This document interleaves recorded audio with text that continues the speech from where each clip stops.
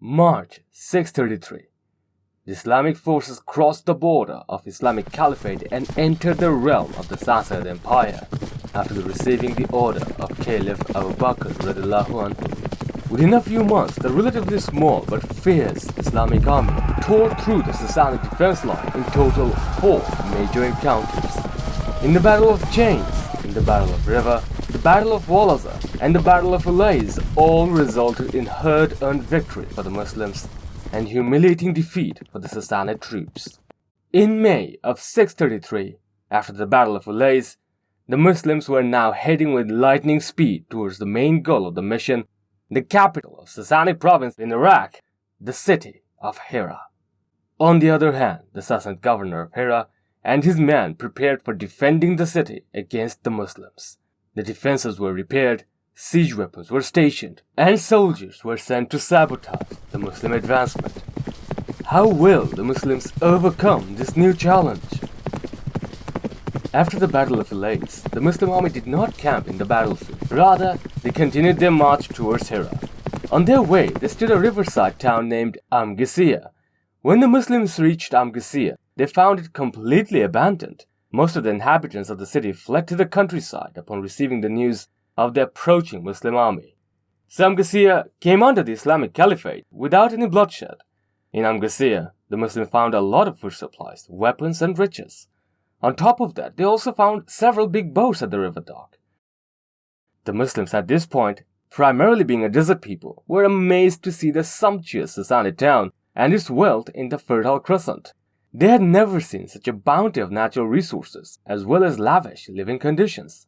According to the Islamic ruling, Khalid radiallahu anhu distributed a part of the captured wealth to the Muslim soldiers, and part of it went to Medina, to the treasury of the Islamic Caliphate.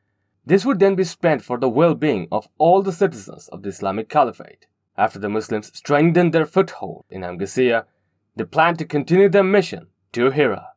The path between Hira and Amgasiya was through marshlands, prone to flooding, and was covered in mud. This would have slowed down the Muslim progress. So Khalid radiallahu anhu decided to use the boats captured in Amgasiya to carry the troops and the supplies. This is another incident which shows how the early Muslims were quick to adopt new strategy and technology from other parts of the world to their advantage. At that point, most of the Muslims had never seen a boat in their life. Yet, when Khalid radiallahu anhu told them his plans to use boats, they were not hesitant to follow the order in the service of Islam. So, from Amgasiya, the Muslims continued their expeditions on boats. Only the Muslim cavalry marched along the riverbank, parallel to the boats. The river the Muslims used was called ЛИКЕ, a branch of Euphrates. In the meantime, the Sassanid governor of Hira was preparing his defense plan. He did not have enough soldiers garrisoned in the city to fight the Muslims in direct battle. So he decided to use strategy to slow down the Muslims as much as possible, in the hope that more soldiers would arrive from the emperor to help them against the Muslims. He also gathered the chiefs of local Christian Arab tribes and recruited their forces on the defense of the city. A forward force was sent to block the river of ЛИКЕ with a dam, so that the Muslims could not sail near to Hira. As ordered, a group of Sassanid soldiers moved to the mouth of the river of ЛИКЕ and blocked it by using rocks and sands. The Muslims traveling on boats observed that the flow of river water gradually slowed down, and eventually the boats got stuck in the mud. As mentioned earlier, the Muslims were very new to navigation, and they panicked once their boats got stuck. However, the locals who joined the Muslims told them what was actually happening and described the Sassanid strategy. Upon hearing this, Khalid radiallahu anhu wasted no time and moved the Muslim cavalry with full speed towards the dam. Once again, the Muslims reached there way earlier than the enemy anticipated. The Muslims attacked the unprepared enemies and trashed them hard.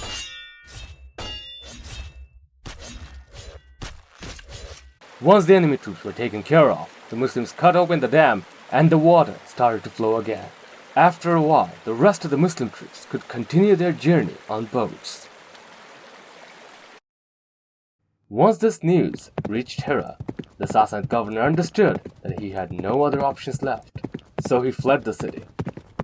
However, the local tribes decided not to flee and decided to defend the city. So they stationed their men in 4 castles within the boundary wall of the city. The Muslims were unaware of this new development, so Khalid radiallahu anhu expected a tough resistance in Hira. So once the Muslims reached quite near to the city, they did not continue in the most straightforward way. Rather, they took a detour through the desert and ended up on the opposite side of the city. However, they found the city gates completely open and saw no guards on the city wall. Once they entered the city, they also did not receive any resistance from its inhabitants. So most of the area inside the city came under Muslim control without any fighting. Then Khalid radiallahu anhu came to know about the garrison of local tribes in the 4 castles. So he sent 4 groups of Muslim troops to surround those castles and negotiate with the leaders. The local Christian Arab tribes were given 3 choices. 1. To accept Islam and they will be completely free as the rest of the Muslims. 2. To pay jizya tax and continue living their own life with full protection from the Islamic State. Or 3. To fight the Muslims until one side wins. Initially, the leaders of the tribes decided to fight. So the following day, the Muslims tried to capture the castles by force. The guards inside the castles rained arrows on the Muslims and used siege weapons to throw rocks at them. So the Muslims were momentarily halted. They had to step out of the range of the enemy arrows. To overcome the new challenge, the Muslims gathered their best archers. These archers had better aim and could shoot arrows further than the enemies. As they shot volleys of arrows one after another, targeting the guards on the castle walls, within a short period of time, the enemy corpses started to pile up on the castle wall. The local tribes understood that there was no point continuing this fight. Eventually, all the leaders of the 4 castles decided to discuss terms with Khalid radiallahu anhu. After the discussion, the local tribes agreed to pay jizya and live peacefully in the Islamic Caliphate under full protection of the Islamic State. Once the agreement was done, the castle gates were opened and the complete city of Hira came under Muslim control. Khalid radiallahu anhu sent a letter to Caliph Abu Bakr radiallahu anhu with the news as well as tributes and wealth garnered from the region. The following day, all the Muslims prayed 8 rak'ah salat to celebrate the great victory and completion of their main objective. Hira was strategically very important for the Muslims and became the provincial capital of the Islamic State. This was the base station from where the Muslims launched future expeditions into deeper Sassanid territories. Victory at the Battle of Qadisiyah and conquest of Ctesiphon became possible because of the strong Muslim existence in Hira. Khalid radiallahu anhu already anticipated the importance of the city, and hence he spent the time after capturing the city in strengthening the defense of the city. He knew that the conflict with the Sassanids were far from over, and the hordes of new enemy armies would continue coming to the Muslim state. At the same time, he also understood that it would take the Sassanids at least a few months to raise another formidable enemy to send against the Muslims. So he decided to send several groups of Muslims under the command of Dirar ibn al-Azwar, Musanna ibn Harisa, and Kaka ibn Amr to the local chiefs and rulers of the surrounding districts with the offer to join Islam. Many of the rulers decided to accept Islam, and many decided to pay taxes and be part of the Islamic Caliphate.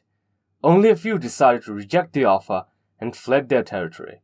So a vast swathe of territory surrounding the city of Hira and a good portion of lands between the river Euphrates and Tigris came under the Muslim control without any significant bloodshed. With the new Muslim stronghold in Iraq, Khalid radiallahu anhu was now looking for options to solidify the Muslim position even further. Soon he was preparing the Muslim army for mission towards north to Anbar and Ainut Tamr. But that is a story for another day.